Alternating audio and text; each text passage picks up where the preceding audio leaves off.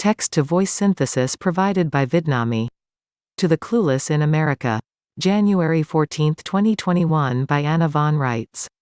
First, this country has been under martial law since March of 1863. It has never been taken out of martial law, because the people here were kept in the dark and fed you know what by our military subcontractors and the vermin running the Congress of the United States.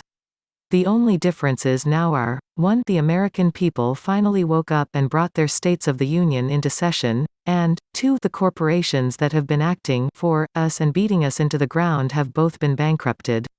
That leaves the federales out of a job and scrambling to get back into power. The New World Order, represented by the Pope's municipal government staged out of Washington, D.C., which by the way is an independent, international city-state, run by a plenary oligarchy formed by members of the U.S. Congress, not our Congress of States, see Article 1 Section 8, Clause 17, is trying to take over and deceive people into believing in its authority, when it has none. The military junta that has been running things in violation of their oaths and contracts for 176 years, has been caught flat-footed, and because most of them were following orders issued by the municipal government and mistaking that thing in D.C. for our civilian government, that is no surprise. So the fraudsters and traitors running the Pope's municipal government are fighting with the mostly clueless British-directed territorial military government, and the American people are being told to shelter in place while they hash out their differences. These are your employees. They are running amok. It's up to you to direct them, not for them to direct things for you. You now have the lawful means to present yourselves. Your state assemblies have been brought into session. Run, don't walk. Go to www.theamericanstatesassembly.net. Learn how to lawfully self-govern, or you will continue to be slaves for your own erstwhile employees.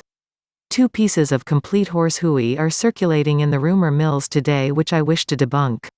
The first is the idea that our country and nation somehow disappeared and became a British Crown corporation in 1871. That is not what happened. What happened is that our employees saw an opportunity to pull a fast one and usurp power, and they did.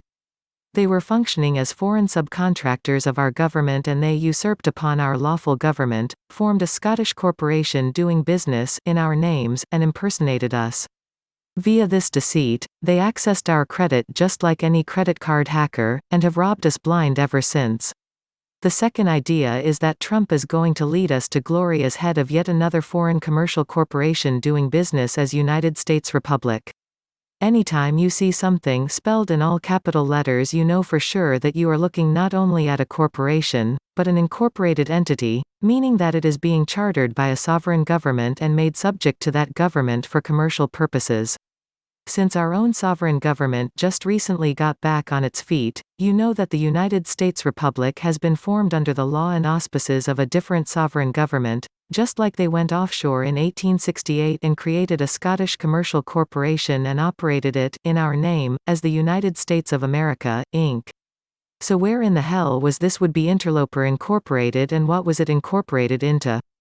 From the look of it, the United States Republic is another foreign municipal corporation straight out of the Pope's bunghole. None of these foreign corporations are necessary. None of them are desirable. We have our own actual nation and country and government. We are competent to charter our own corporations if we need to create new instrumentalities for ourselves. They've been using our Title IV flag as a loaner and operating in our names, but they are now bankrupt, and we have reclaimed our property interests and our flag by operation of law. Possession by pirates does not change ownership. And since our country is not a democracy and never has been, that's the British territorial government, not us. We don't need large numbers of employers to come to the table and provide direction for our foreign subcontractors. A few from every state can do the job if necessary, and we have already proven that we will. So, all the corporations can get back in their boxes and settle down. If they don't, we can pull their charters, nationalize their assets, and knock them down like kingpins.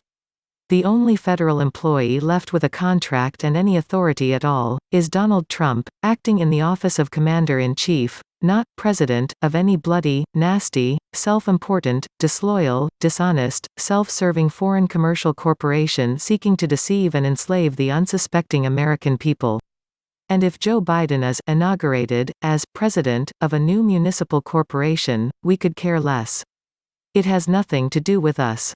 Nothing to do with the territorial United States, either. In fact, the creditors of the United States are invited to come take possession of the municipality of Washington, D.C., all 1 square mile of it, and raze it to the ground. Our lawful seat of government is in Philadelphia, Pennsylvania. As Gomer Pyle would say, surprise, surprise, surprise. And no, we are not part of China.